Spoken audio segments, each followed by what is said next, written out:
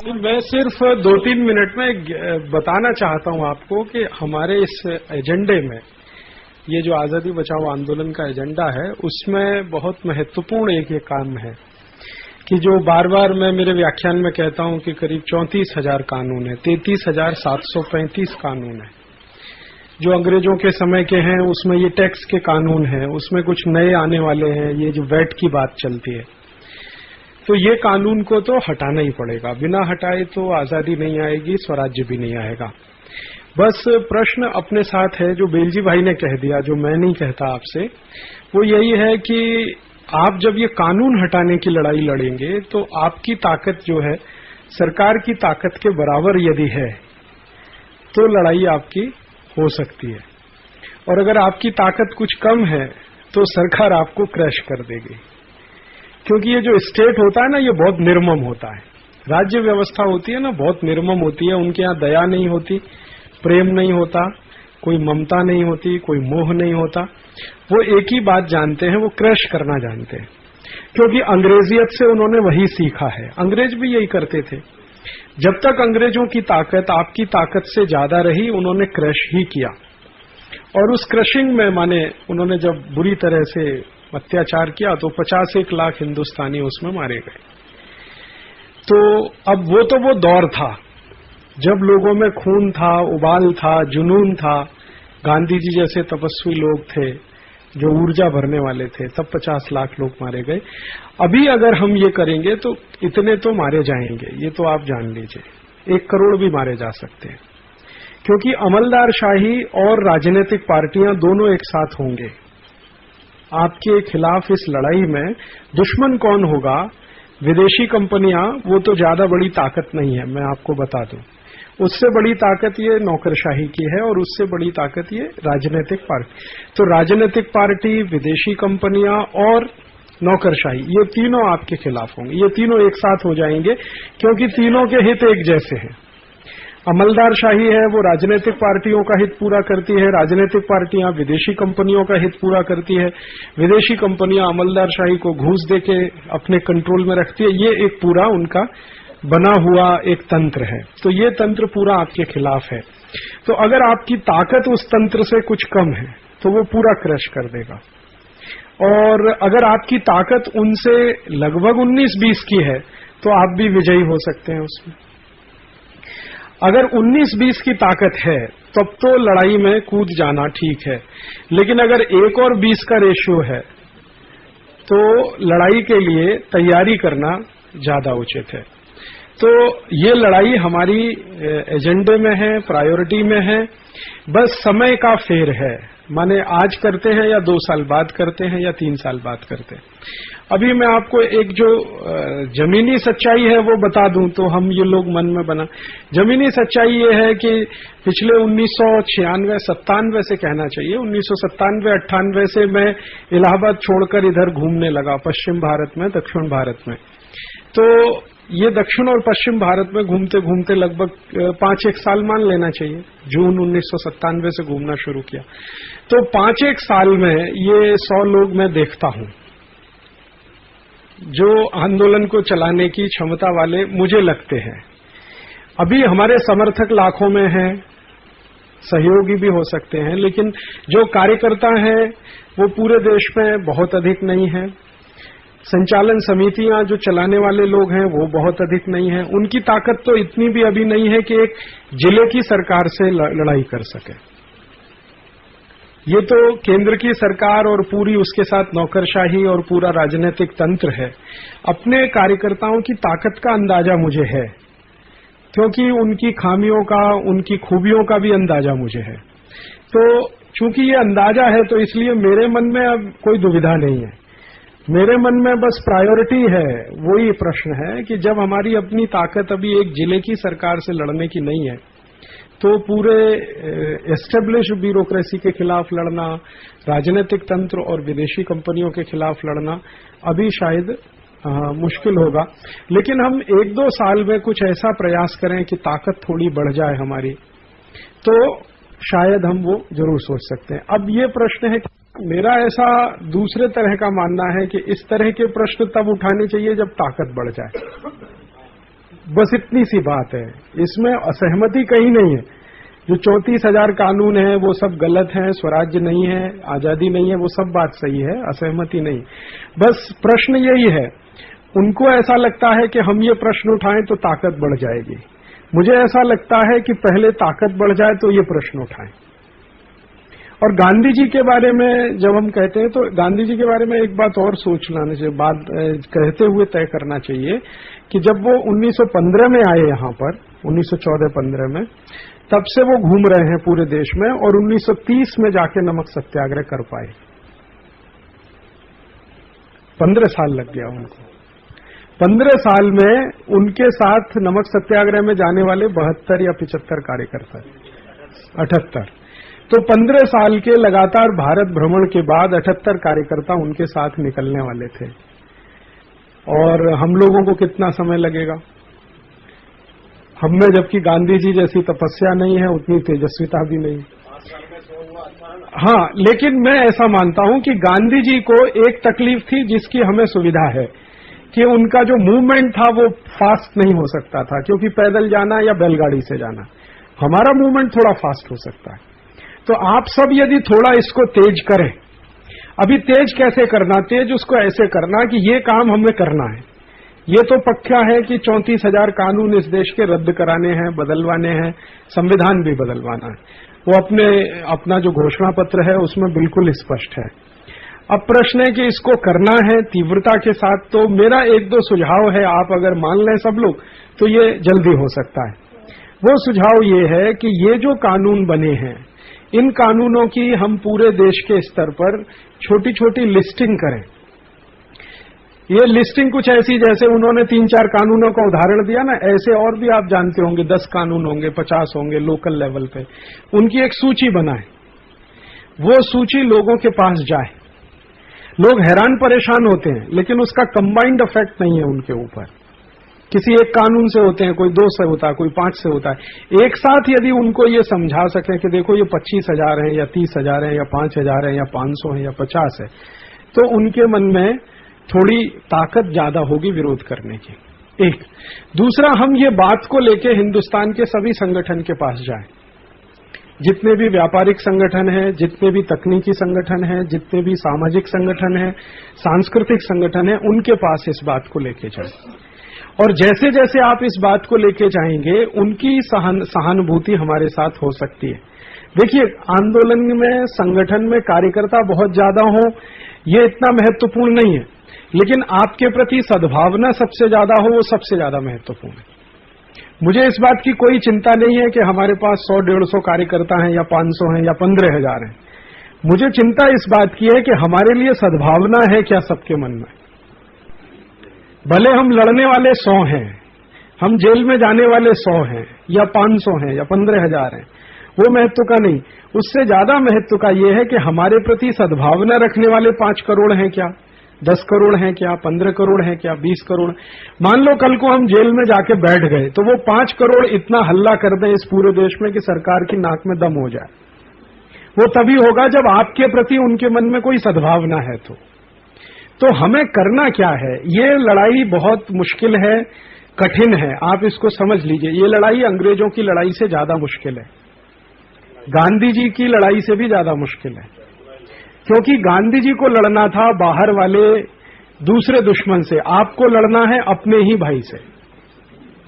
जो आपका ही भाई है, आईसीएस ऑफिसर होके सरकार में अंडर सेक्रेटरी बन के बैठा, उसके साथ आपका संघर्ष है। आपका ही अपने बीच का आदमी है, प्राइम मिनिस्टर बनकर बैठा, उसके साथ आपका संघर्ष है। बाहर वाला जो दुश्मन होता है ना, वो दिखाई देता है सबको। अंदर का आदमी होता है ना, उतना दुश्मन नहीं लगता। अगर लगता होता तो 56 साल में इस देश में आंदोलन इतना बड़ा हो जाता जो आजादी के आंदोलन से भी बड़ा होता। अभी अंदर देश के लोगों को क्या लग रहा है, देश के अंदर जो मानस में करंट है वो ये है, भाई ये सरकार खराब थी, अब एक नई सरकार लाके देखो। वो खराब थी, अब इसको लाके देखो।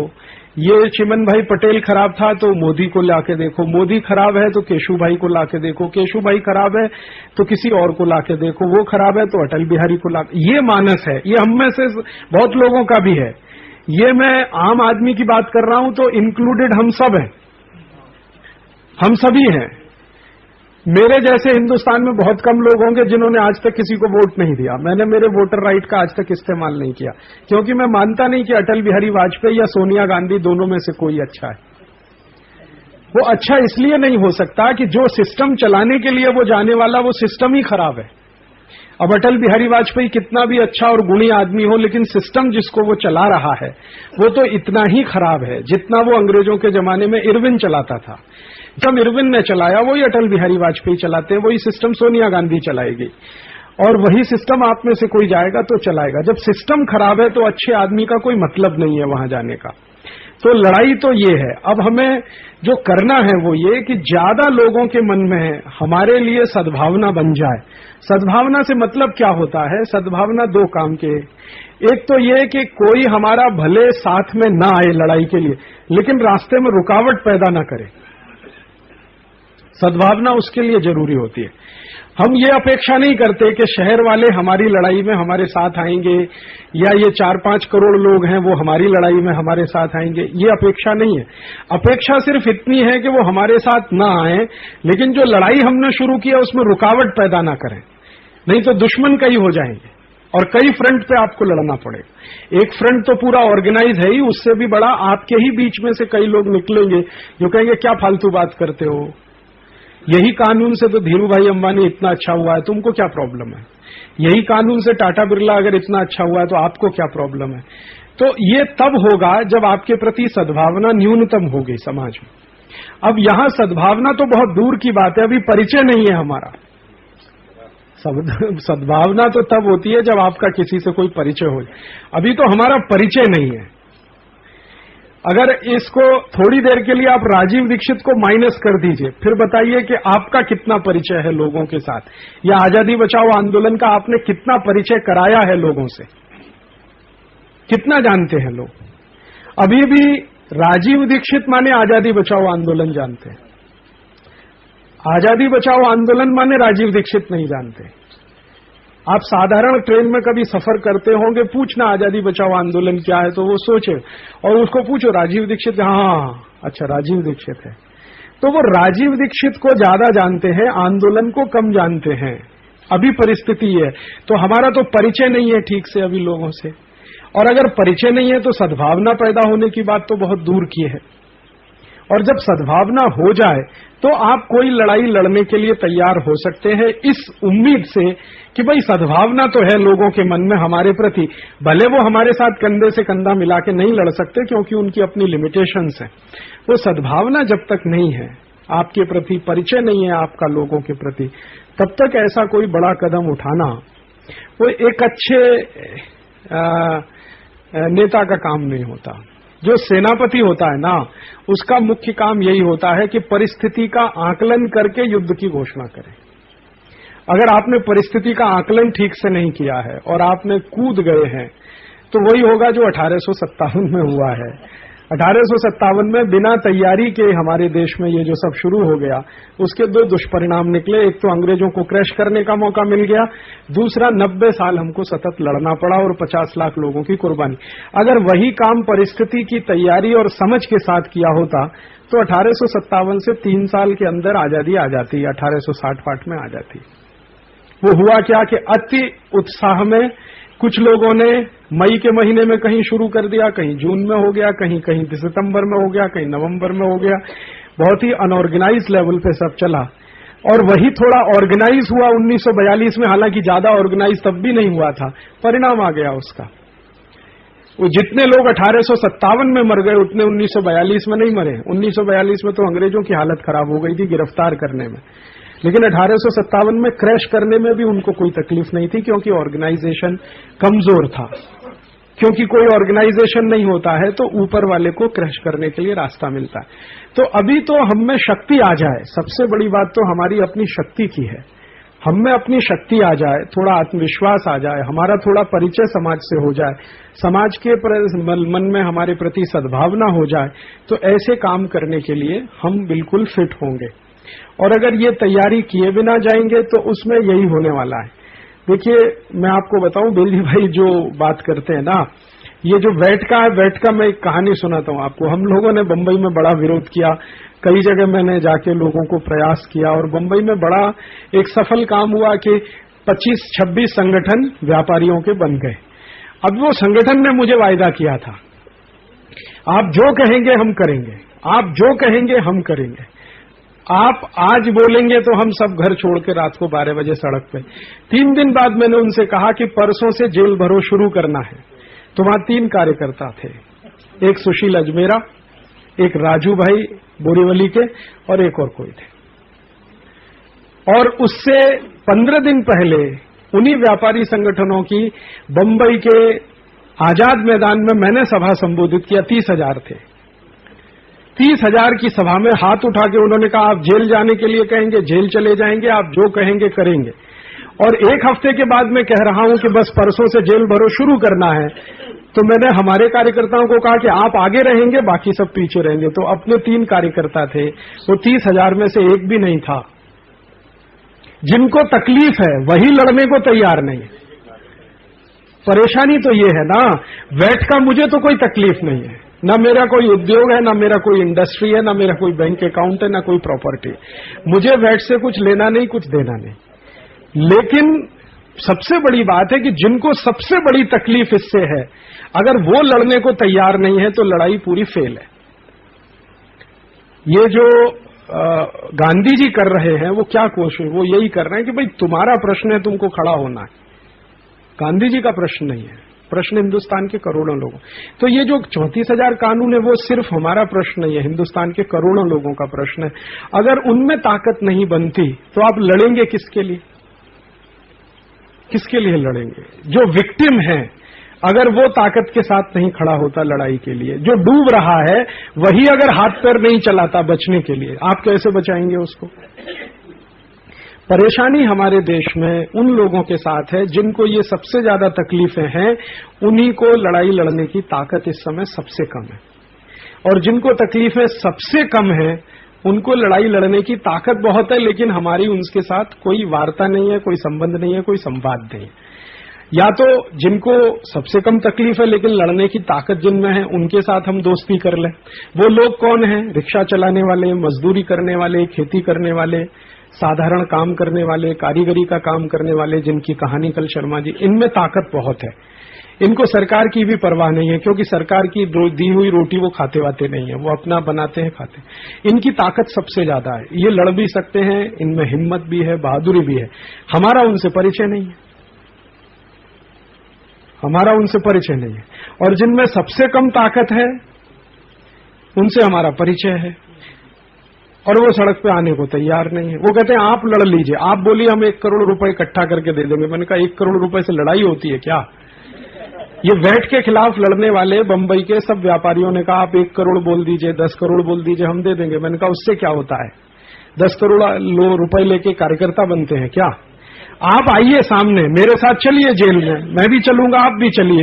ये छोड़ दीजिए कि 15 दिन धंधा नहीं चलेगा, महीने भर नहीं चलेगा, बीवी क्या खाएगी, बच्चे क्या खाएंगे, उसमें तकलीफ है। तो मन में कमजोरी है। अब वो कमजोरी जब तक दूर नहीं होती तब तक लड़ाई कैसे हो? तो हम तो कुछ ऐसा करें कि पहले कमजोरी दूर हो जाए, और अगर वो कमजोरी दूर हो जाए तो अच्छा, नहीं होती तो ऐसे लोगों को साथ में लाएं जिनके मन में बहादुरी है। ये 2 रास्ते हैं। या तो जो वर्ग हमारे देश में इस काम से सबसे ज्यादा पीड़ित है, ये कानूनों से सबसे ज्यादा पीड़ित है, व्यापार करने वाला, उद्योग चलाने वाला, धंधा करने वाला वर्ग, उसके मन से कमजोरी निकालना है। दूसरा रास्ता कि हमारे भारत देश में जो ताकतवर लोग हैं उनको अपने साथ में ले लें, उनसे अपनी दोस्ती बढ़ा लें, तो लड़ाई आप लड़ सकते हैं। तीसरा कोई विकल्प नहीं है आपके पास। माने फिलहाल जो आजादी बचाओ आंदोलन के कार्यकर्ता हैं उनकी ताकत से तो एक जिले की सरकार भी नहीं बदली जा सकती। हमें अपनी हैसियत, अपनी स्टेटस हमें मालूम रहनी चाहिए। इसमें कोई दुखी होने की बात नहीं है कि हमारी ताकत आज इतनी नहीं है कि हम एक जिले की सरकार भी बदल सकें, लेकिन हमारी वास्तविकता हमें ध्यान रखनी चाहिए। अभी सिर्फ इतना ही हुआ है पिछले 2-3-4 साल में कि कुछ लोगों को ये जानकारी हुई है कि आजादी बचाओ आंदोलन जैसा कुछ हो रहा, वो भी कुछ लोगों को, शायद 1-8 करोड़ लोगों को ये जानकारी हो गई होगी, वो भी पिछले 3-4-5 साल में। उसमें से कुछ लोग कार्यकर्ता बन गए हैं, कुछ सहयोगी बन गए हैं, कुछ समर्थक बन गए हैं। इस तरह की कैटेगरी में हैं 3 लोग। अब ये थोड़ा ज्यादा लोगों को जानकारी हो जाए, 10 करोड़ को हो जाए, 15 करोड़ को हो जाए, तो शायद ज्यादा लोग आ जाएंगे, सहयोगी भी होंगे, समर्थक। आप समझ लो भारत सरकार के पास 3.5 से 4 करोड़ लोग हैं आपको क्रश करने के लिए। उसमें आर्मी भी है, पुलिस भी है, जेल भी है, जेल के ऑफिसर्स भी हैं, उनके सेक्रेटरीज हैं, उनके सारे सेक्रेटरीज के नीचे काम, लगभग 3.5 से 4 करोड़ लोग हैं सरकार के पास। तो आपके पास कम से कम 2.5-3 करोड़ तो हों। तो 19-20 का भी होगा तो हो सकता है कि थोड़ा लोगों में हमारे प्रति सद्भावना होगी और इधर लोग भले कम होंगे, लेकिन शायद लड़ाई जीत लेंगे। हारी हुई लड़ाई के लिए प्रयोग करना, वो मुझे कुछ अभी पड़ता नहीं है, समझ में नहीं आता। क्योंकि पिछले 50 साल में कई लोगों ने ये हारी हुई लड़ाई लड़ी है और उसका दुष्परिणाम हम सबने देखा है। एक बहुत बड़ा दुष्परिणाम हमने जयप्रकाश जी के आंदोलन में देखा है। वो एक हारी हुई लड़ाई थी और इतनी खराब स्थिति हो गई है कि अब लोगों ने आंदोलन पे विश्वास करना बंद कर दिया है। वो कहते हैं जब जेपी नहीं कर सके तो आप क्या कर लेंगे। और जेपी क्यों नहीं कर सके? जेपी यही इसलिए नहीं कर सके कि जल्दबाजी कर गए थोड़ी। लोगों की ताकत खड़ा होना शुरू हुई थी, उसके पहले वो कूद गए और थोड़ा इंदिरा गांधी से पर्सनल वो हो गया। अब ऐसी लड़ाई में पर्सनल का कुछ मतलब नहीं होता। लड़ाई सिद्धांत की थी लेकिन व्यक्तिगत बना दिया। इंदिरा गांधी ने चैलेंज कर दिया, उन्होंने उसको स्वीकार कर लिया। इंदिरा गांधी यही चाहती थी कि ये मेरे चैलेंज को स्वीकार करें, इस ट्रैप में फंसे, फिर इनको तोड़ना आसान हो जाएगा। तोड़ दिया उसने। 2-2.5 साल भी सरकार नहीं चला पाए वो सब लोग जो संपूर्ण क्रांति की बात करते थे इस देश में, या पूरे देश की व्यवस्था परिवर्तन की बात करते थे। अच्छे लोग थे। उनमें से एक जॉर्ज फर्नांडीज हैं जो अभी रक्षा मंत्री बन के बैठे हैं, एक लालू प्रसाद यादव हैं जो बिहार में हैं आपकी आंखों के सामने। इसी तरह का प्रयास विनोबा जी ने किया था। लैंड रेवेन्यू एक्ट के ही प्रश्न को लेके वो सब शुरू हुआ था, लेकिन उसका क्या हश्र है वो आपकी आंखों के सामने है। पवनार आश्रम में जाके कभी भी वस्तु स्थिति से परिचित हो सकते हैं। आज तो स्थिति ये है कि भूदान में जो जमीन आई थी उस पर लोग कब्जा करके बैठे हैं और उसको बेचने का काम, उस पर कॉमर्शियल बिल्डिंग्स बनाने का काम पूरे देश में हो रहा है, जो जमीन ली गई थी कभी किसी बड़े काम। तो अगर ऐसा ही एक फेलियर एक्सरसाइज करना है जैसा 50 साल में हुआ है तो जरूर कर सकते हैं। मेरा मन ऐसा कहता है कि जो गलतियां इन लोगों ने की हैं कम से कम हम उससे सीख लें। इन लोगों की गलतियां सबसे बड़ी यही थी कि पूरी तैयारी के बिना कूद गए और उसका रिजल्ट वही निकलना था, क्योंकि सरकार की ताकत आपसे बड़ी थी और आपसे बड़ी ताकत जब तक उनकी रहेगी तब तक आप उनको चुनौती देंगे तो हास्यास्पद ही होगा। आप उनके बराबर की ताकत ले आइए तो आप कर सकें। मैं कई बार ऐसा मानता हूं कि एक राज्य में भी कुछ हम लड़ने की ताकत खड़ी कर लें ना, एक राज्य में भी, तो फिर हवा बन जाती है, फिर ताकत आ जाती है। लेकिन अगर आपके पास एक जिले के बराबर की भी ताकत ना हो तब इस समय ऐसी किसी लड़ाई की तैयारी और उसमें कूद जाना वो शायद उतना अनुभव से हम यही सीख सकते हैं, जो दूसरों के अनुभव हैं उससे यही सीख सकते हैं। तो अभी हम क्या करें? अभी सबसे पहले फर्स्ट प्रायोरिटी में ये जरूर करें कि ये जो कानून हैं गलत हैं, खराब हैं, हमारे गुलाम हैं। इन कानूनों के बारे में लोगों को ज्यादा से ज्यादा जानकारी दें, थोड़ा उनका परिचय कराएं, इससे हमारे बारे में उनके बारे में एक दूसरे से परिचय हो जाए, थोड़ा हमारा उनका संबंध बन जाए, थोड़े धीरे धीरे लोगों की संख्या बढ़ना शुरू हो जाए, ताकत थोड़ी आ जाए लोगों में, इतनी ताकत तो आई जाए कि कल को सरकार क्रैश करे तो हम हमारी व्यवस्था चला सकें। क्योंकि सरकार वहां वहां पकड़ेगी जहां जहां आप कानून से दबे हुए हैं, तो उतनी स्थिति आप ऐसी बना सकें कि भाई कानून का भले कुछ हो जाए, लेकिन अभी नहीं तो क्या होगा। इमरजेंसी लगाई इंदिरा गांधी ने, ज्यादातर लोग माफी मांग के बाहर आ गए उसमें।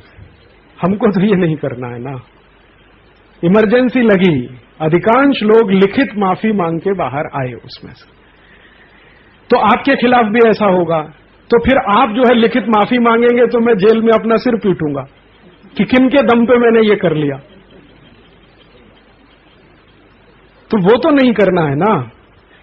तो अगर इमरजेंसी भी लग जाए, सरकार क्रैश करने पे उतर जाए, फिर भी हम टिके रहें 5 साल 7 साल 10 साल, तो विजय हो जाएगी, उसमें कोई परेशानी नहीं। लेकिन हमारी अपनी सीमाएं हैं, हमारी अपनी परेशानियां हैं, वो सब देखते हुए मैं ये कहता हूं।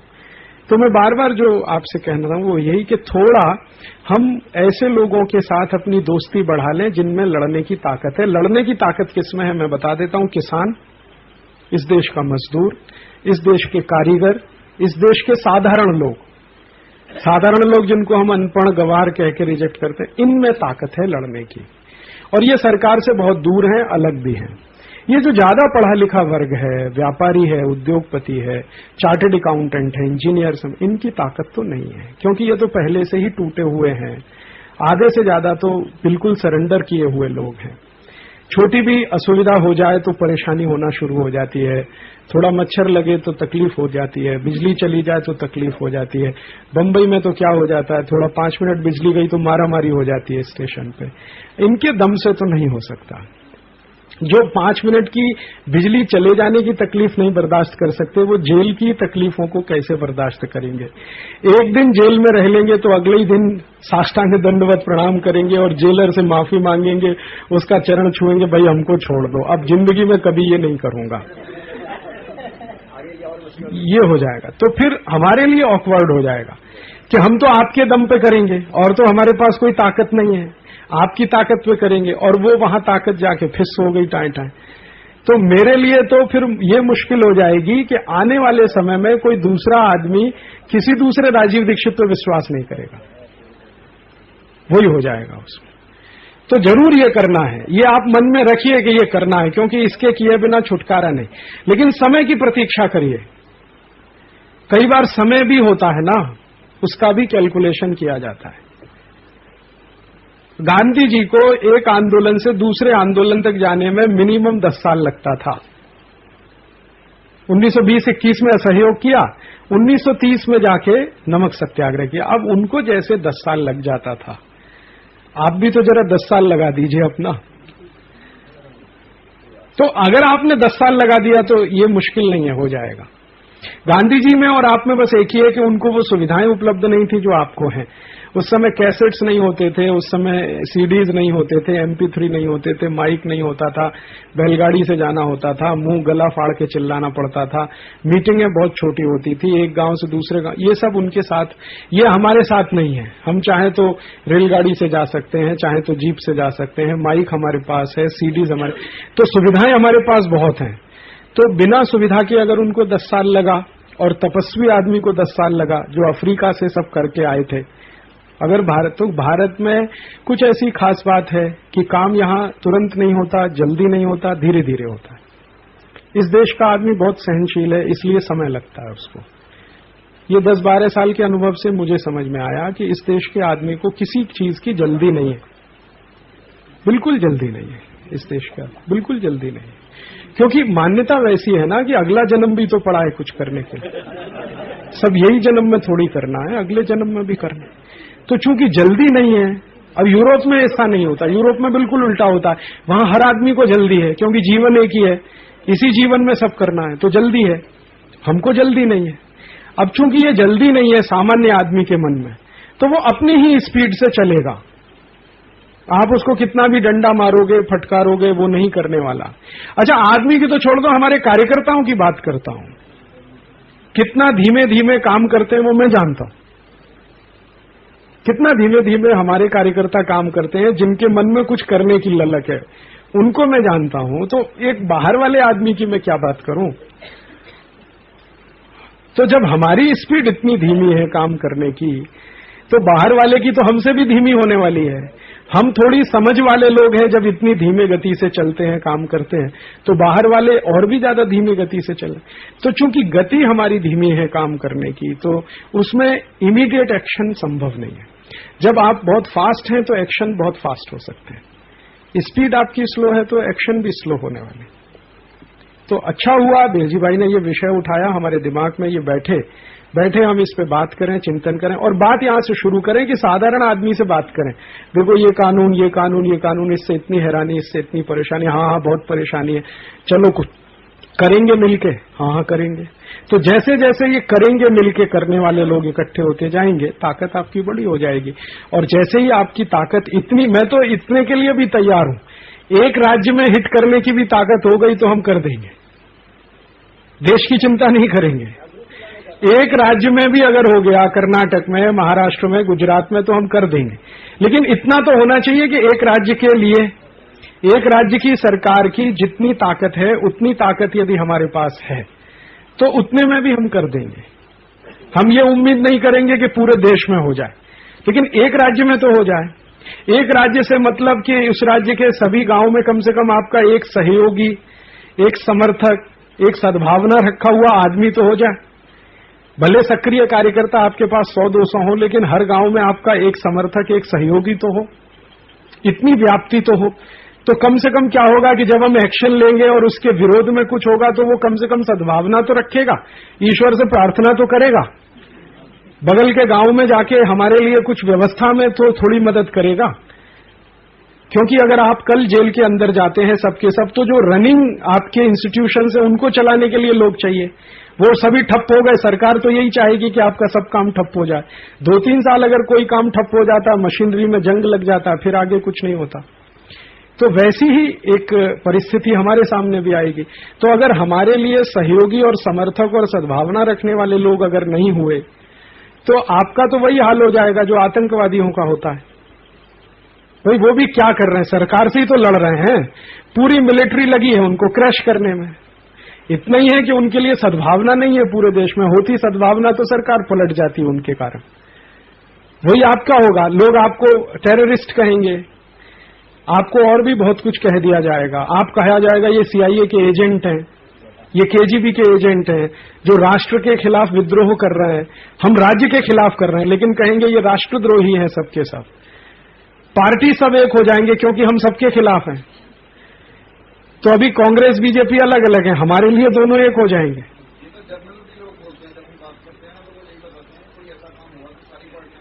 हाँ, तो आपके खिलाफ पार्टी जाने वाली है, ब्यूरोक्रेसी आपके खिलाफ जाने वाली है, मल्टीनेशनल्स आपके दुश्मन पहले से ही बनकर बैठे हुए हैं।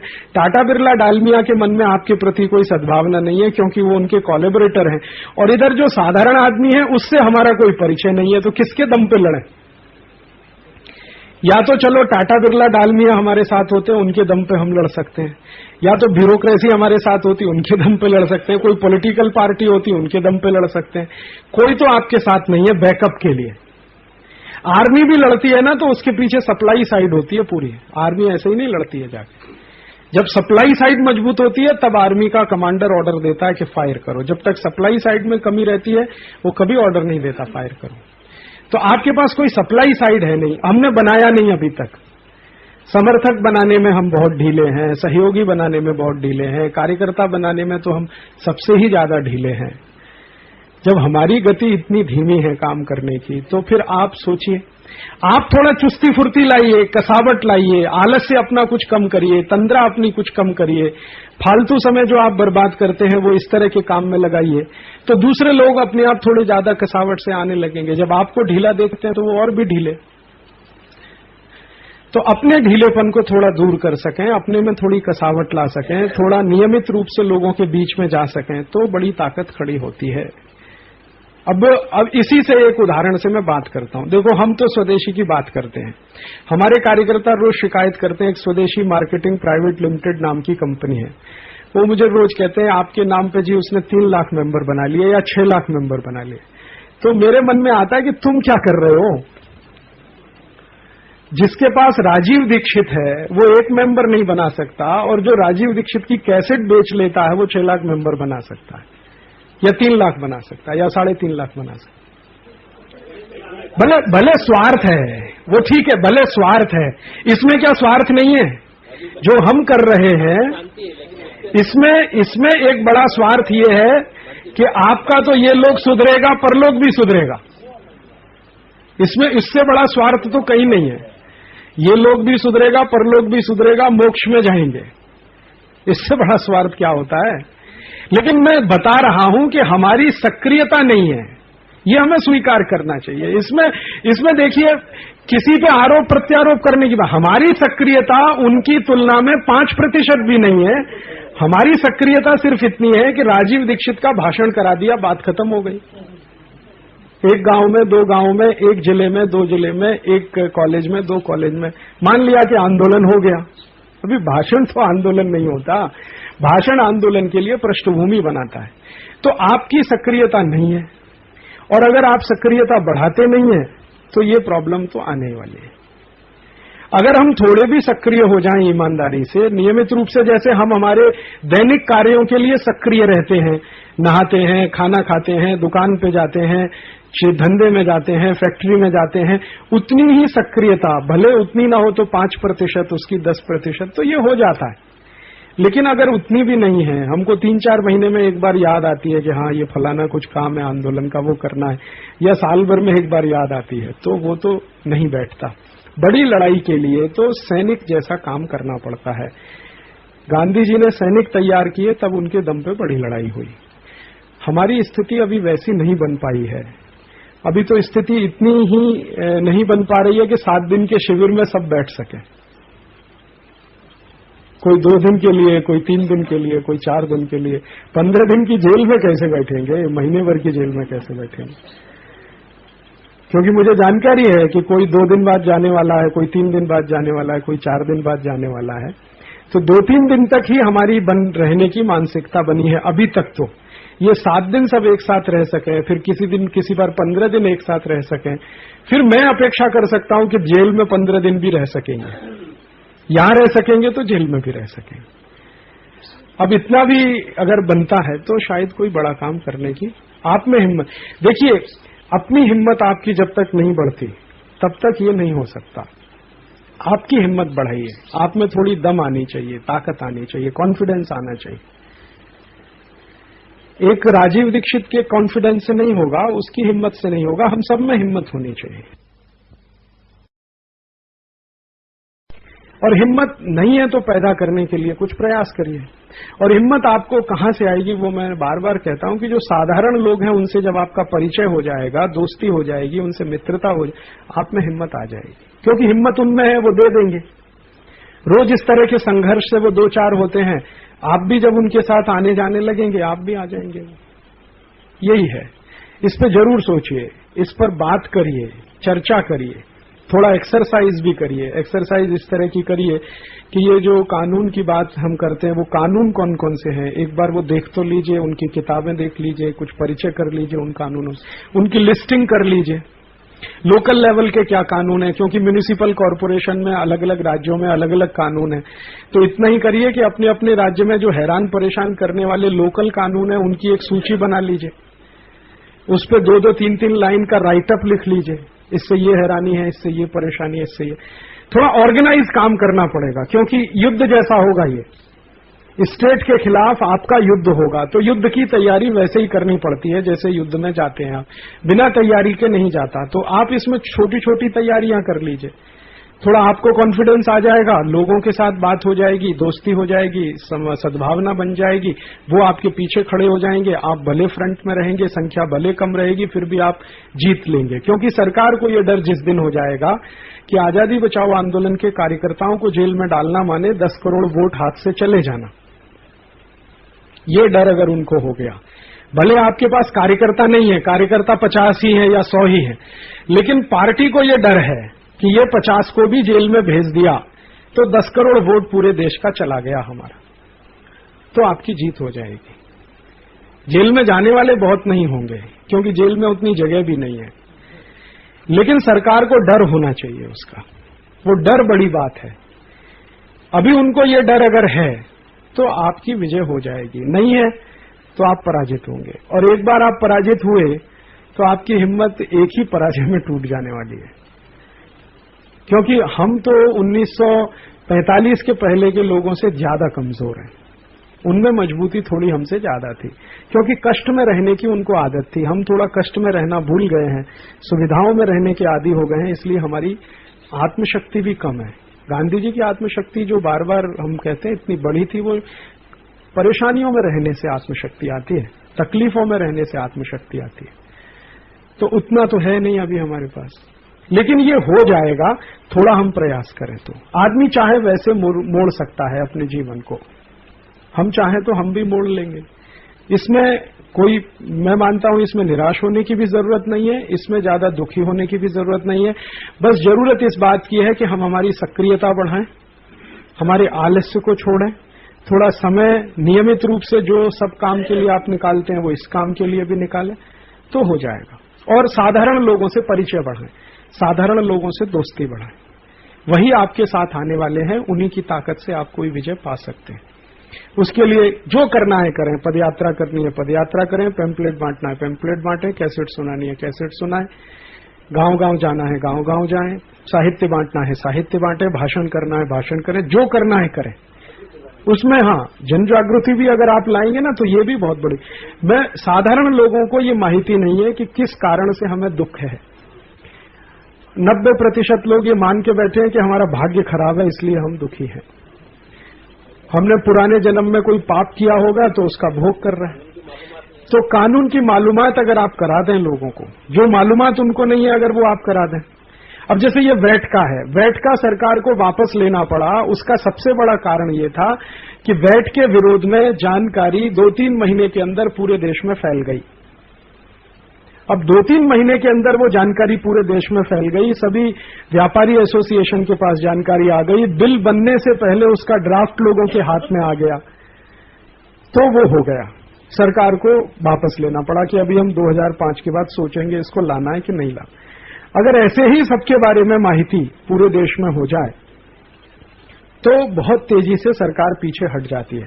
सरकार में भी ज्यादा दम नहीं है, ये भी आप जान लीजिए। जितनी दम अंग्रेज सरकार में थी उसका तो 10 छटाक भी इसमें नहीं है। जो अभी सरकार, ये बहुत डरी हुई सरकार है, बहुत कमजोर सरकार है। लेकिन बस इतना ही है कि माहिती वाले लोग ज्यादा हो गए, उसी दिन सरकार इस सबको बदल देगी। हो सकता है जेल भी नहीं जाना पड़े, आपने बस ऐलान कर दिया, उतने में सरकार कहेगी अच्छा जी बताइए अभी नया कानून क्या बनाए हम। ये भी हो सकता है।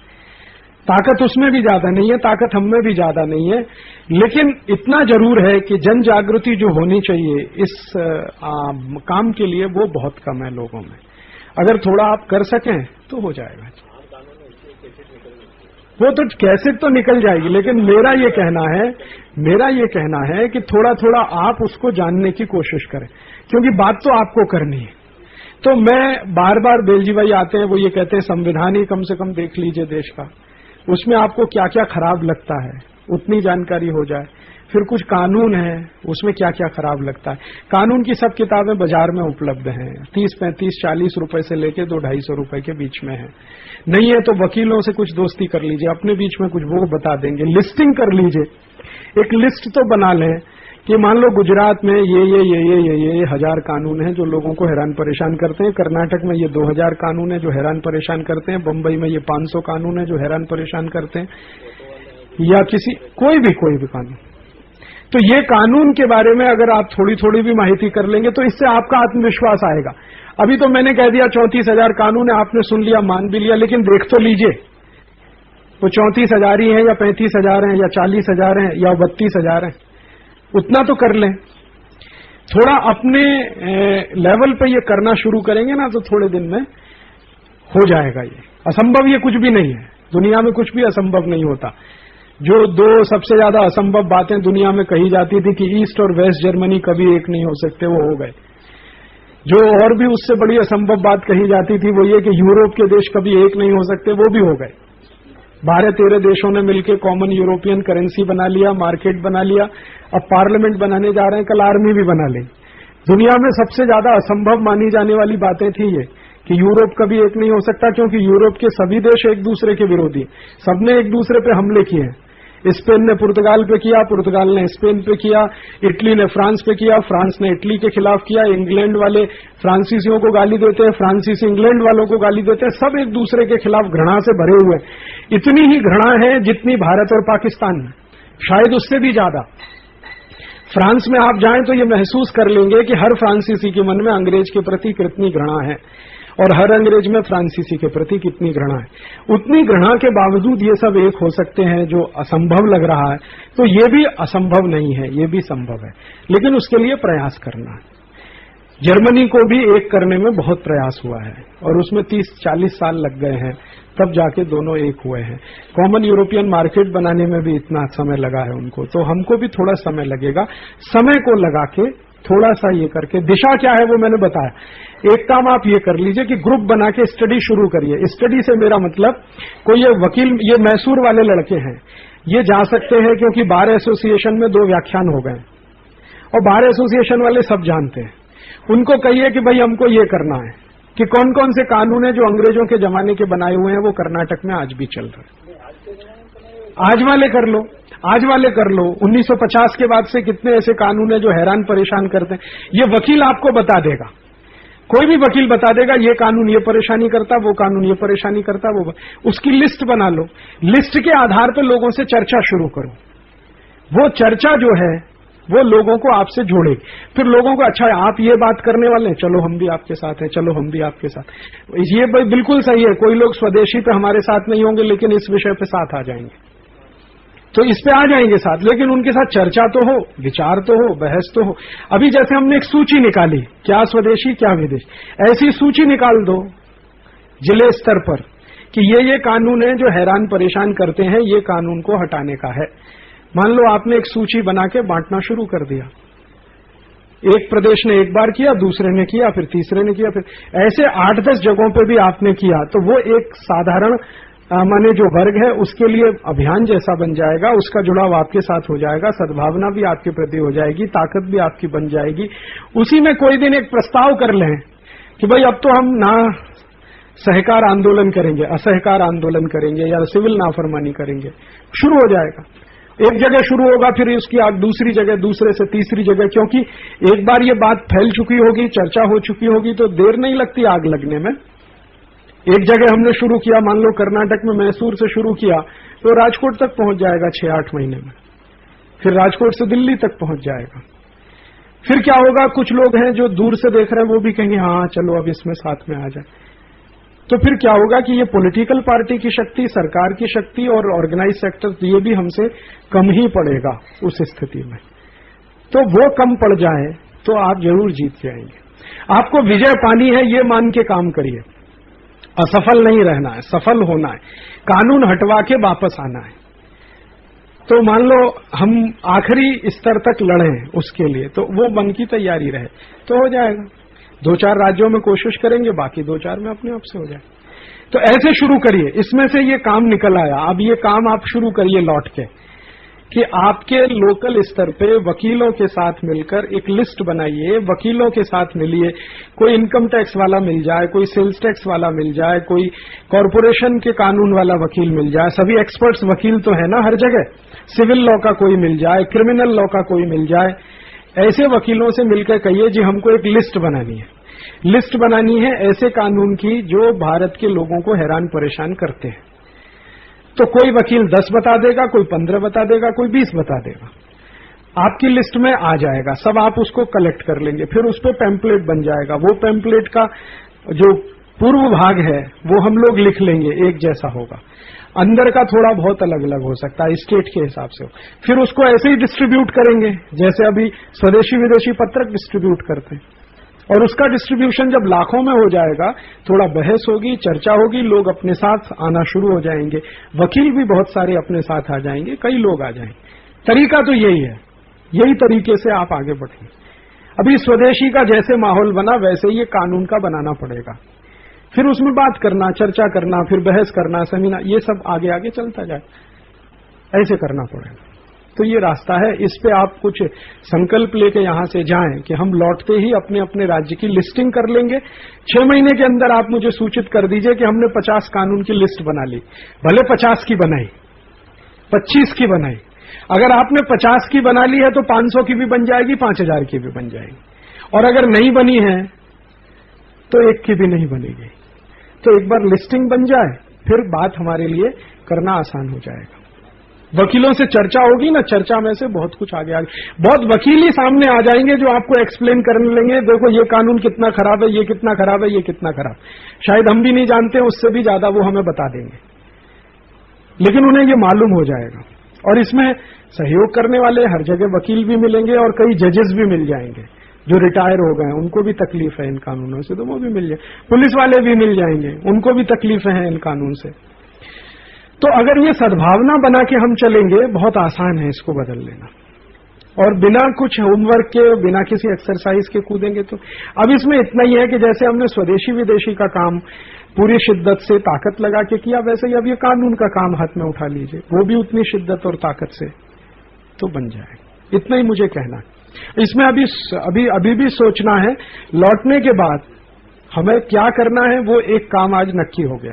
ऐसे एक एक दिन में कुछ कुछ काम नक्की होता जाएगा कि यहां से लौटने के बाद हमें क्या करना। तो अभी मैं बस इतना ही कह के 2 मिनट में ये पूरा करना चाहता हूं कि अभी कहां कहां ये काम आप शुरू कर देंगे जाते, बताइए। आप नागपुर में शुरू कर देंगे कि कौन कौन से कानून हैं जो महाराष्ट्र के लोगों को हैरान परेशान कर रहे हैं, नागपुर में हो जाएगा। गुजरात में आप सेल्स टैक्स का कर लेंगे, है कर्नाटक में नहीं, जिले के हिसाब से बताइए। मैसूर में कर देंगे, आपके शिमोगा में कर देंगे, चलिए आप इलाहाबाद में कर देंगे, ठीक है। आप अपने संबल मुरादाबाद में, आप उड़ीसा में कालाहांडी में, आप चेन्नई में कर देंगे, ठीक है। तो 15-20 जिले हो जाएंगे। अगर ये 15-20 जिले में आपने लिस्टिंग कर ली, आप कर लेंगे कानपुर वानपुर में, आप कर लेंगे वहां पे राजसमंद में, तो अगर 20-25 जिले में ये हो गया तो फिर स्टेट में भी हो जाएगा, वो तो बढ़ता जाएगा। फिर इसमें एक सबसे आसान काम आपके लिए पता है क्या हो जाएगा? आप तो जाएंगे, एक छोटी बात, वकीलों का बहुत बड़ा ग्रुप आपके साथ आ जाए, क्योंकि आपको जितनी हैरानी परेशानी है उनको भी है वकीलों, और जो सेंसिटिव है ईमानदार वकील हैं उनको तो सबसे ज्यादा परेशानी। तो वो फिर आपका ज्यादा काम तो वही कर देंगे, एक्सपर्टाइज तो उनके पास है ना, ज्यादा काम तो वही कर दे। फिर आप उनसे कहोगे आप जी एक पुस्तक लिख के दे दो, एक आम आदमी को समझ में आ सके, ये सब काम वो लिख भी देंगे। फिर उसको छपा के फिर गांव गांव बांटने का काम, ओपिनियन बनाने का काम, प्रेस के साथ बात करने का, अखबारों के साथ बात करने का, ये जैसे जैसे चर्चा में आएगा वैसे वैसे ये जागरूकता बढ़ेगी, सद्भावना बढ़ेगी, सहयोग बढ़ेगा। आपके प्रति 2 साल में 3 साल में ऐसा माहौल हो जाएगा कि आप 2005 में जेल भरने की बात करें, भले हम सब जेल में चले जाएं, लेकिन हमारे पीछे हल्ला करने वाले, सरकार को हैरान परेशान करने वाले लोग बहुत हों, तो सरकार सरेंडर भी कर देगी। इसमें कोई बड़ी ये वैट का तो उदाहरण हमारे सामने है ना। जितनी तेज जागृति फैली वैट के बारे में, उतना ही जल्दी सरकार ने सरेंडर किया। ये तो आप सब जानते हैं ना, ये तो 2-4 महीने पुरानी बात है, ज्यादा पुरानी। एक मुख्यमंत्री ऐसे बोलता था कि सवाल ही नहीं उठता कि मैं वैट लागू न करूं। ये छत्तीसगढ़ वाले बताएंगे कि दिग्विजय सिंह और ये अजीत जोगी फूंकार मार मार के कहते थे कैसे हो सकता है कि वैट लागू न हो। नरेंद्र मोदी बोलता था कि मैं कैसे छोड़ दूंगा वैट नहीं हो। अभी सबकी हवा निकल गई कि नहीं। फाइनेंस मिनिस्टर ने एक दिन कहा, डेट डिक्लेयर कर दिया था दिग्विजय सिंह ने कि मैं तो इसी दिन से कर ही दूंगा, भले कुछ भी हो जाए, सरकार रहे न रहे, मेरा शासन रहे न रहे। इतनी बड़ी बड़ी बातें करने वाले चीफ मिनिस्टर सबकी हवा निकल गई, क्योंकि पार्लियामेंट में रिपोर्ट आ गई। वो रिपोर्ट ये आ गई कि भाई वैट लागू करेंगे तो क्या है। तो आईबी ने बता दिया कि आप जिंदगी भर के लिए भूल जाइए कि आप दोबारा कभी सत्ता में आ सकेंगे। बीजेपी वालों को इतना डर लगा, नरेंद्र मोदी को ऑर्डर हो गया, उनको ऑर्डर हो गया कि नहीं करना, बस नहीं करना, तो चुप बैठे। तो सरकार की ताकत कितनी है वो समझ लीजिए आप। उनको ये समझ में आ गया कि वैट लागू करने से 3-4 करोड़ वोट उनका चला जाएगा, ये उनको समझ में आ गया। कांग्रेस को समझ में आ गया कि हमारा भी वोट बैंक कम हो जाएगा वैट लागू करने से, और ये दूसरे पार्टियों को भी समझ में आ गया कि हमारा भी वोट बैंक चला जाएगा। सीपीएम के वित्त मंत्री की तरफ से वैट शुरू होने के लिए सबसे पहला काम शुरू हुआ था। असीम दास गुप्ता वही कमेटी का चेयरमैन है। वैट लगाने वाली जो कमेटी है, वैट कानून बनाने वाली जो असीम दास गुप्ता है, वो सीपीएम का है। उसी ने सबसे पहले बोला कि मैं नहीं कर सकता मेरे स्टेट में, क्योंकि हम तो पूरे ही उलट जाएंगे अगर हमने ये किया। तो जितनी तेजी से ये हुआ, उससे पता चलता है कि सरकार कितनी कमजोर है। और अगर आप दूसरे कानून के बारे में अगर इतनी ही तेजी से जानकारी फैला सकें तो दूसरे कानून भी विड्रॉ कर लेगी सरकार। ऐसा नहीं है कि वो नहीं करेंगे। उनको बस ये हो जाना चाहिए कि ये वोट अब गया हमारे हाथ से। कितनी भी वर्ल्ड बैंक का प्रेशर, वैट के लिए तो सबसे ज्यादा प्रेशर वर्ल्ड बैंक का है ना, आईएमएफ का है। आईएमएफ वर्ल्ड बैंक का प्रेशर एक तरफ रखा रह गया और भारत की संसद ने बोल दिया कि जी हम नहीं कर सकते। अभी आईएमएफ ने क्या कर लिया या वर्ल्ड बैंक ने क्या कर लिया। कल को इतना ही प्रेशर डब्ल्यूटीओ के लिए हो जाए तो डब्ल्यूटीओ क्या कर लेगा या अमेरिका क्या कर लेगा। ये तो प्रेशर की बात है, और प्रेशर बनाने का सबसे सरल तरीका है माहिती का ज्यादा से ज्यादा लोगों तक पहुंचाना। वैट के बारे में जितनी तेजी से माहिती पिछले 6 महीने में भारत में पहुंची है, उतनी तेजी से माहिती किसी भी कानून के बारे में पहुंच जाए, वो कानून हट जाएगा इस देश में, कहीं से भी पहुंच जाए। तो वो आप कर लीजिए, वो कर लेंगे तो ये एक एक करके। और 2-4 कानून जहां बदले, तो बाकी बदलने के लिए दबाव तो लगातार बढ़ता जाए। तो एक एक्सरसाइज शुरू करिए। ये 10-15 जिलों के कार्यकर्ताओं ने कहा है, मैं मानता हूं, 20 जिले में 6 महीने के अंदर एक सूची बन जानी चाहिए। 20-25 कानून या 50 कानून या 100 कानून या 500 कानून। जरूरी नहीं है कि उसमें सब कानून का नाम हो। आपने मान लो 10 कानून का नाम लिखा, फिर लिख दिया कि ऐसे ही 1000 कानून और है, लेकिन 10 ये हैं।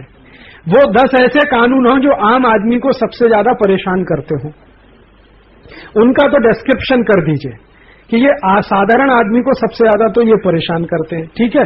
बाकी आप सूची दे दीजिए कि 1000 ऐसे और भी हैं, 1500 ऐसे और भी हैं, 2000 ऐसे और भी कानून हैं। बस उतना काफी है। भले हैं 10 ही आपके पास डिस्क्रिप्टिव, ऐसे ही आप कर लेंगे तो भी बहुत बड़ा काम है। फिर वो बाकी जो 10 हैं, फिर 15-20 तो हो जाएंगे। बहुत सारे वकील, ये मैसूर के कार्यकर्ता करें, ये जो शिमोगा के हैं वो करें, चेन्नई वाले करें, नागपुर में हो, फिर आप राजकोट में करिए, अहमदाबाद में करिए। और इसमें ध्यान यही रखिए कि जैसे कानून जो सबसे ज्यादा साधारण आदमी को परेशान कर रहा है, भले वो राशन कार्ड का है, जरूरी नहीं है कि वो सेल्स टैक्स का है। राशन कार्ड का कानून सबसे ज्यादा परेशान करता है साधारण आदमी को, तो राशन कार्ड का कानून। सेल्स टैक्स का व्यापारी को करता है तो सेल्स टैक्स का, कॉरपोरेशन टैक्स का करता है तो लेकिन आम आदमी को ज्यादा परेशान करने वाले कानून को पहले लीजिए। किसानों का ले लीजिए, लैंड एक्विजिशन एक्ट उनको सबसे ज्यादा परेशान करता है, उसका ले लीजिए। तो फिर इसमें कुछ बड़ा काम हो जाएगा। बड़ा काम कैसे हो जाएगा? कुछ वकील जब सामने आ जाएंगे, उनको इंटरेस्ट पैदा हो जाएगा, तो इनकी लीगल हिस्ट्री हम लोगों के सामने लाएंगे कि ये लैंड एक्विजिशन एक्ट की हिस्ट्री क्या है, क्यों लाया इसको अंग्रेजों ने, कैसे लागू किया, उसके पीछे उनका उद्देश्य क्या था, वगैरह वगैरह। ये सेंट्रल एक्साइज लाया तो उसके पीछे उद्देश्य क्या था, क्यों लाया इसको, ऐसे ऐसी बातें सामने आएंगी। वो बातें जब आएंगी तो वो और लोगों का खून खौलाएंगे। अभी तो अपने परेशानी से तो है ही, लेकिन जब उनको ये भी पता चलेगा कि इसका इतिहास भी ऐसा ही है, तो और ज्यादा वो पक्का हो जाएगा। मन में पक्का हो जाए तो फिर तो सब हो जाता है। लड़ाई तो मन से शुरू होती है ना। मन में पक्का हो जाए कि ये तो अब हटाने का ही है, उतना ही काफी होता है। सरकार को डराने के लिए उतना काफी होता है। तो इतना शुरू करिए। आज की चर्चा में से ये आपके लिए एक तरह का होमवर्क है। अभी मैं 6 महीने इंतजार करूंगा। आप मुझे बता दीजिए कि हमने 50 कानून का बना लिया, हमने 100 का बना लिया, हमने 500। पुस्तक लिखिए, पैम्पलेट लिखिए, 10 पन्ने लिखिए, 50 पन्ने लिखिए, 100 पन्ने लिखिए, लोकल भाषा में लिखिए। वो बिल्कुल जरूरी नहीं है हिंदी में लिखे, कन्नड़ में लिखिए, गुजराती में लिखिए, मराठी में लिखिए, क्योंकि आम आदमी को बताना है, समझाना है, तो वो स्थानीय भाषा में ही सबसे अच्छा होगा। फिर बाद में हिंदी विंदी हो जाएगा उसका, या हिंदी वाले कर लेंगे अपने इलाके में, उत्तर प्रदेश में और इधर कानपुर वानपुर। तो ऐसा कुछ करना। तो इसको उतनी ही तीव्रता से करिए जैसे आपने स्वदेशी विदेशी के लिए किया था। अब स्वदेशी विदेशी का काफी कुछ लोगों को पता हो गया। चलो अब एक नया काम शुरू किया, ये कानून का भी एक बार पता करा दी। देखिए, आपने उठाया स्वदेशी विदेशी। अब हिंदुस्तान में ऐसे बहुत संगठन है जो स्वदेशी विदेशी करने लगे। कोई अच्छा कर रहा है, कोई खराब कर रहा है, लेकिन करने लगे ना। कोई स्वार्थ के लिए कर रहा है, कोई परमार्थ के लिए कर रहा है, लेकिन करने लगे। कल को आप जब ये कानून का उठा देंगे तो ऐसे 100 संगठन और आ जाएंगे जो ये करने लगेंगे। फिर तीसरा कुछ और उठा देंगे, शिक्षा का उठा देंगे तो और 100 संगठन आ जाएंगे, करने लगेंगे। तो ऐसे कोई दिन ऐसा हो जाएगा कि 500-700 संगठन यही करने लगेंगे, तो फिर ताकत आपकी बहुत हो जाएगी।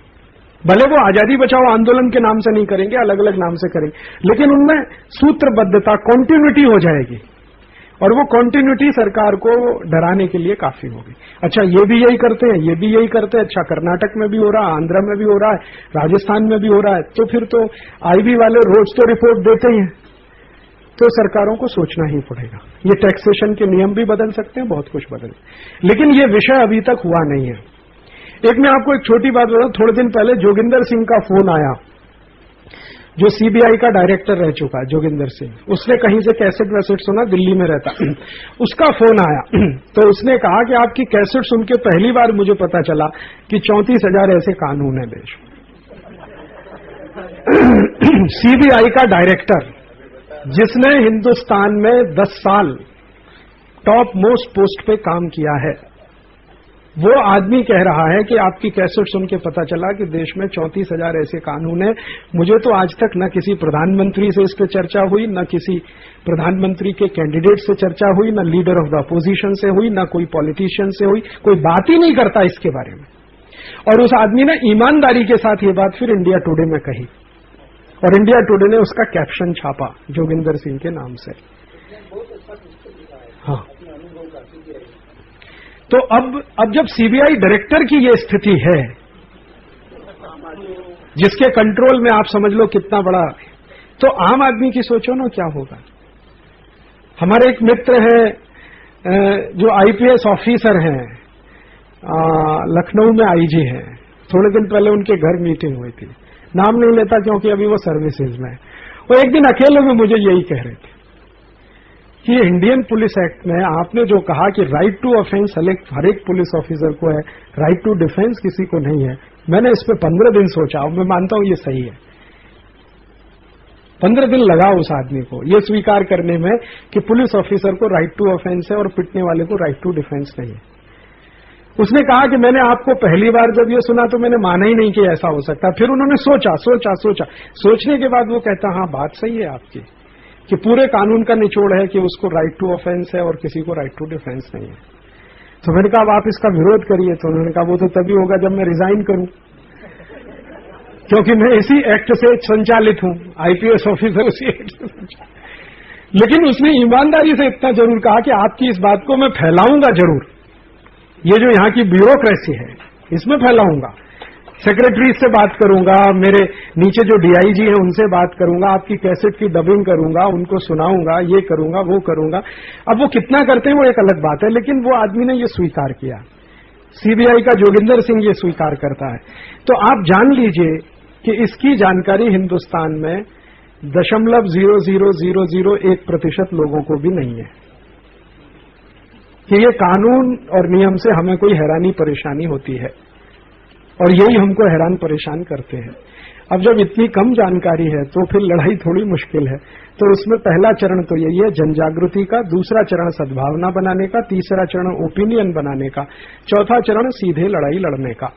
तो 4 चरण की ये लड़ाई है। अब ओपिनियन बनाना और उसके पहले जागृति लाना, दोनों के लिए आपको ये करना पड़ेगा। लिस्टिंग करना, सूची बनाना, सूची को छपाना स्थानीय भाषा में, कानून की पुस्तक लिखना, पेम्पलेट बनाना 8 पन्ने का, 10 पन्ने का, 20 पन्ने का, उस पर चर्चाएं हो जगह जगह, लोग क्या कहते हैं, लोगों की ओपिनियन, वो सब जब होने लगेगा तो थोड़े दिन में आप जैसे 150 संगठन और भी आ जाएंगे, तो आपकी ताकत ऑटोमेटिकली ज्यादा होगी। उनके साथ मिलकर कोई एक एजिटेशन शुरू हो सकता है कि भाई अब जब तक ये कानून बदलेगा नहीं हम तो जेल में ही रहेंगे, चलो जेल भरो करो, ऐसा कुछ होगा उसमें। तो संघर्ष फिर शुरू हो जाए, तब तक संघर्ष की तैयारी करिए। यही है। समझ आया हम सबको, बात बैठी है दिमाग, तो बात बैठ गई है तो अब ये कर लेना है। अब ये मैं आपको याद नहीं दिलाऊंगा, 6 महीने बाद आपकी चिट्ठी आ जानी चाहिए, भले पोस्ट कार्ड कि हमने इतने कानून का लिस्टिंग कर लिया, इतना भर चिट्ठी आ जाए। वकीलों की मदद से हो जाएगा, उसमें कोई मुश्किल नहीं। और हर जगह आपको ऐसे अच्छे वकील मिल ही जाएंगे जो इससे भी ज्यादा मदद करने को तैयार होंगे। जैसे ही वो जानेंगे अच्छा आप ऐसा कुछ करना चाहते हैं, वो सामने से आएंगे, हमारे पास ये है, हमारे पास ये है। कई वकील मिल जाएंगे अलग अलग हाई कोर्ट्स में जो आपको पूरा हिस्ट्री बता देंगे एक एक कानून का, और वो भी समझा देंगे। फिर वही आपके साथ स्पोक्समैन भी हो जाएंगे, उन्हीं के भाषण आप करा सकते हैं जगह जगह। फिर और ज्यादा ऑथेंटिसिटी आ जाएगी फिर उसमें कि देखो एक वकील बोलता है, ये जज बोलता है, ये बोलता है, सिर्फ हम नहीं बोलते, बाकी भी लोग बोलते हैं, तो ये अच्छा हो। हाँ देखिए, जिले स्तर पे मैंने इसलिए कहा कि आप जो ज्यादा फंक्शनल हो सकते हैं वो अपने जिले में ही हो सकते हैं, इससे ज्यादा फंक्शनल आप नहीं हो पाएंगे। प्रदेश का मैं कहता तो बोझा ज्यादा होता आपके ऊपर, तो जिले का इसलिए कहा। हर एक जिले में डिस्ट्रिक्ट बार एसोसिएशन है, कोई जिले ऐसे हैं जहां हाई कोर्ट भी है। अब जैसे ये इलाहाबाद वाले, इनके पास हाई कोर्ट की सुविधा है। ये जबलपुर से आए हैं, जबलपुर वालों को शायद हाई कोर्ट की सुविधा है। इसी तरह से राजकोट में तो शायद नहीं होगा, लेकिन अहमदाबाद वालों को हाई कोर्ट की सुविधा है। इसी तरह से चेन्नई वालों को हाई कोर्ट की सुविधा है, बेंगलोर वालों को हाई कोर्ट की।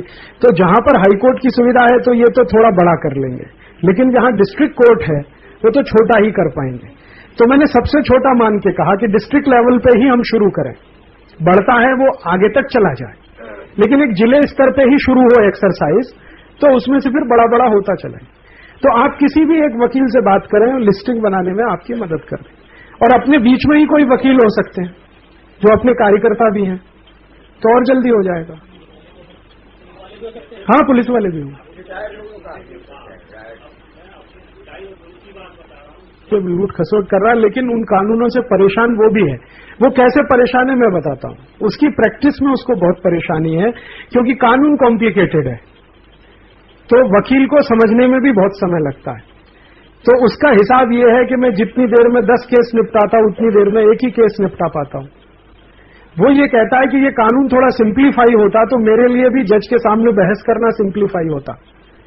एक एक कानून के आधार पर जो मुकदमा लड़ना पड़ता है किसी वकील को, उसको बहुत तैयारी करनी पड़ती है। वो उससे परेशान है। सबकी परेशानियां अलग अलग हैं। वकील को इससे कोई परेशानी नहीं है कि आपको कष्ट होता है या दुख होता, उसको परेशानी ये है कि कानून का कॉम्प्लिकेशन जो है अदालत में उसकी एफिशिएंसी को कम करता है। और वो एफिशिएंसी ऐसे कम होती है कि एक ही कानून ले लो, इंडियन इनकम टैक्स एक्ट, उसी की पूरी किताब पढ़ लो। तो अच्छे अच्छे वकील कहते हैं कि 40 साल से हम ये प्रैक्टिस करते हैं, लेकिन समझता नहीं है अभी भी ये इंडियन इनकम टैक्स एक्ट इतना कॉम्प्लिकेटेड है। सेंट्रल एक्साइज एक्ट और भी कॉम्प्लिकेटेड है। तो उसके कॉम्प्लिकेशन से वकील परेशान है, वो भी चाहता है कि ये बदलना चाहिए। जजेस परेशान है इस बात से कि इसमें सत्य की गुंजाइश नहीं है। अगर कोई ईमानदार जज है, वो कहते हैं आरोप प्रत्यारोप है, बहस है, कुबहस है, उसी में सब उलझ के रह जाता है। तो जज भी परेशान है, वकील भी परेशान है, आम आदमी भी परेशान है। परेशानियों के कारण सबके अलग अलग है, लेकिन एक ही काम से तीनों परेशान हैं। वो हट जाए, वो तीनों चाहते हैं, अलग अलग उद्देश्य से भले चाहते हैं। अंग्रेज भारत से चले जाएं ये बिरला भी चाहता था, अंग्रेज भारत से चले जाएं ये गांधी जी भी चाहते थे, और अंग्रेज भारत से चले जाएं वो किसान भी चाहता था।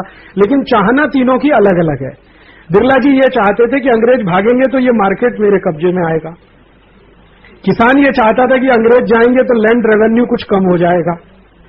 और गांधी जी चाहते थे कि अंग्रेज जाएंगे तो स्वराज आ जाएगा। चाहना तीनों की है कि अंग्रेज भाग जाएं, लेकिन कारण तीनों के अलग अलग हैं। एक एक कारण से चाहता है, दूसरा दूसरे से, तीसरा। तो भले हमारे देश में भी ये कानून हटाने के लिए कारण अलग अलग होंगे, वकीलों के अलग कारण होंगे, जजों के अलग हो सकते हैं, सामान्य आदमी के अलग होंगे हमारे, लेकिन नफरत सबको उन कानूनों से है। पुलिस वाले वो कानून से कोई बहुत खुश है ऐसा नहीं है। वो कहते हैं यही इंडियन पुलिस एक्ट के आधार पर हम सब और भी बुरे नौकर हैं। अंग्रेजों के नौकर जो थे उससे भी ज्यादा बुरे आज हम हैं। तो उनको भी परेशानी है, हमको भी परेशानी। कानून का इंटरप्रिटेशन करने वाले को भी है और न्याय देने वाले को भी है, सब तो परेशान है। तो अगर परेशानी सबकी एक ही काम कारण से है, माने एक ही कानून से है, तो वो बदलना आसान हो जाएगा। भले उसमें उनके अलग अलग हिसाब से वो कैलकुलेशन करेंगे, वो तो सभी लोग करते हैं, अलग अलग हिसाब के कैलकुलेशन से ही लोग आते हैं।